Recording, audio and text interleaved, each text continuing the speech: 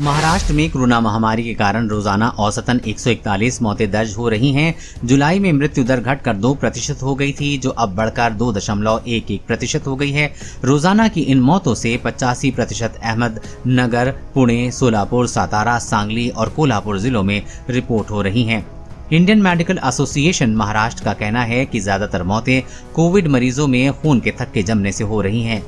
महाराष्ट्र से एक दिन में 288 मौतें रिपोर्ट हुई हैं। इनमें से 119 24 घंटे में मौतें दर्ज थीं और 169 पहले की संक्रमण के आंकड़े तेजी से नीचे आकर रोजाना करीब 4000 पर अटक गए हैं। लेकिन चिंता का कारण ये है कि कोविड के कारण मौतें अभी भी 100 से ऊपर बनी हुई हैं।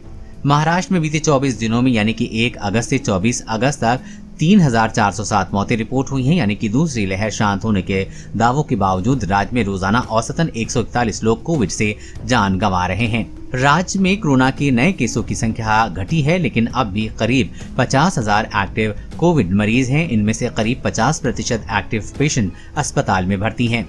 इनमें से 6% आईसीयू में हैं, 2.59% वेंटिलेटर पर और 3.58% ऑक्सीजन पर हैं। करीब 17% मरीजों की हालत गंभीर है। पुणे कोरोना में सबसे प्रभावित जिलों में से एक है, जहां रोजाना 800 से 1000 मामले और हर दिन 25 के करीब मौतें दर्ज हो रही हैं।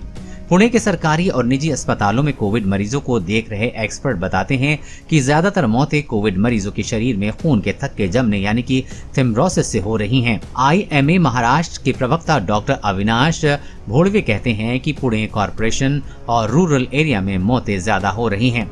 कोमोबिड कंडीशन कोविड के अलावा दूसरी गंभीर बीमारियों की वजह से तो मौतें हो रही हैं, लेकिन इससे भी ज्यादा चिंता की बात यह है कि 50 से ऊपर और यंग मरीजों में हार्ट में या तो ब्लड सर्कुलेशन में खून के थक्के जम रहे हैं।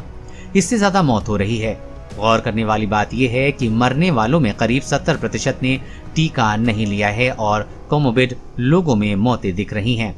कोविड मौतों में फिलहाल एक बात सामान्य दिख रही है, मरने वाले अधिकांश मरीजों ने टीका नहीं लिया था। कोरोना वायरस और कोरोना वैक्सीन से जुड़ी हर अपडेट पाने के लिए चैनल को सब्सक्राइब करें।